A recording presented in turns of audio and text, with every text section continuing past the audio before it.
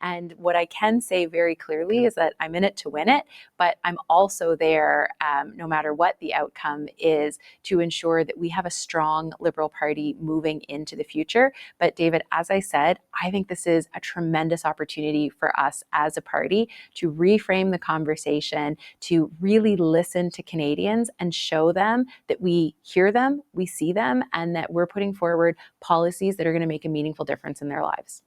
Well, the listening to Canadians is interesting, Ms. Gould, because Canadians have been saying, whether you agree with this position or not, that they do not like the carbon tax for years. And this week, even Stephen Guilbeault said the battle is lost. It's time to move on. Why did it take a leadership race? Why did it take the resignation of the Prime Minister? Why did it take what amounts to an existential crisis for your party for Liberals to start listening to what Canadians have been telling them for a couple of years on that particular issue?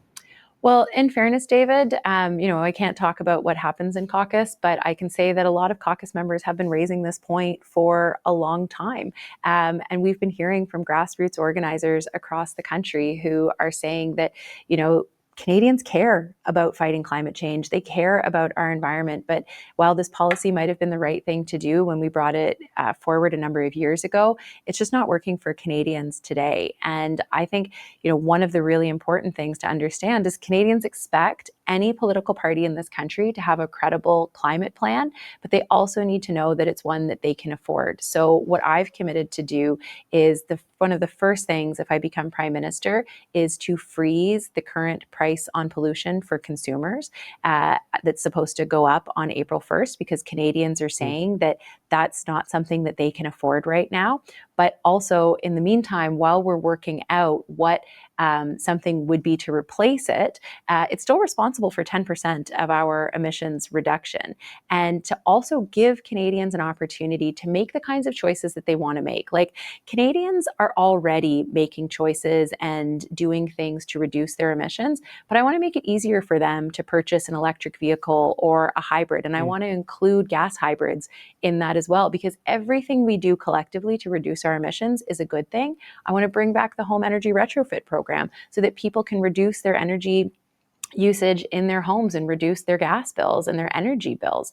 And I want to also make sure that we're making big polluters pay, because we have asked industry to do their part. Some have, but many haven't. And I think that it shouldn't be free to pollute in this country, but we need to do it in a way that's not on the backs of individual Canadians. But what the plan you've laid out there, at least on the consumer-facing carbon tax side of it, Ms. Gould, sounds like the Liberals running in an election with a consumer carbon tax in place, right? I know you say you'd freeze it, but there's likely going to be an election, depending on the confidence scenario, when the House comes back in March, April, May.